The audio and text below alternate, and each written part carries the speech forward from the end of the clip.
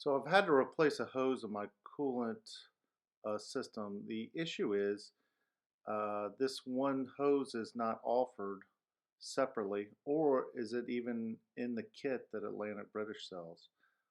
Lucky 8 doesn't sell it. Rover's North doesn't sell it. So this is a short video of how to basically replace the hose from the heater cord to the EPR valve. Okay, so I've got a coolant leak, and it's this pipe going from the throttle body up here, and it's kind of snaked all down there, and these are hard to come by. Can't seem to find where to get just this. So I've got some heater hose, 3 feet long.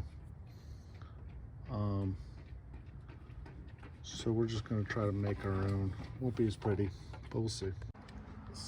So here's the fix.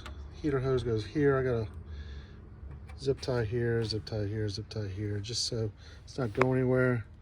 Got a nice fit. You know, obviously it's not as elegant as the regular pipe, regular hose, but for about $3 or $4, I think it's gonna work. I did fill it here after I filled it up here, and so I'll fill up the coolant tank. So hopefully that's been my leak this whole time. It's been a very slow leak, maybe like half a quart every 500 to 1,000 miles. So hopefully that was it. So finally that rip in the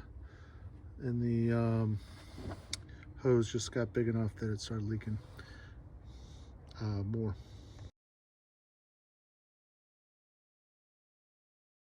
Okay, so after doing the repair, I did actually find the part. It's LR006161. Found it on eBay.